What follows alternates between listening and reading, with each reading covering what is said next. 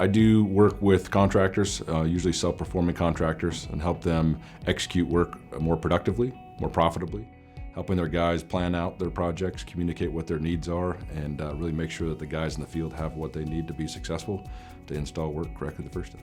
A less measurable way is when you talk to a foreman out there in the field and you ask them, do you have everything you need to be successful? And the foreman says, yeah, I've got my questions answered, I've got the materials, I've got the equipment, I've got the information to be successful.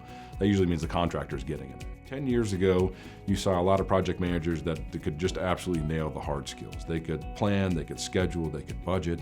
Nowadays, some companies do that very well, but a lot of companies aren't doing that very well. They're having people that know how to maybe run a software program, but they don't really understand the behaviors and the skill and the experience that goes into making an actual accurate schedule.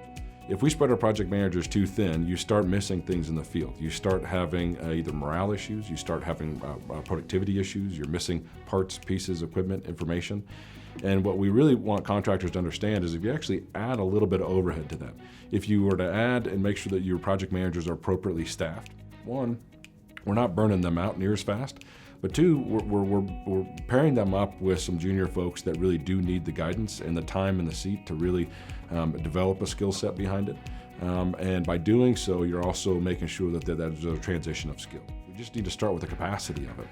And if you do that, rather than just adding to your overhead, you're actually decreasing your overall company risks. You're allowing a junior varsity team to essentially be able to develop into those varsity players that you really want to have. And by doing so, you end up being much more productive. You are able to not just plan for those things today, you're able to have enough capacity for your project managers to really start planning what happens next week and the week after, and really eliminate resource-related delays. You also tend to increase that morale in the field, because when the field feels like they're being taken care of, people are responding and getting them what they need to be successful, the morale in the field is much higher also. If we add that support staff to it, we also grow those skill sets, keep our project managers' heads in the game, give them the ability to plan ahead rather than just react to what's happening today.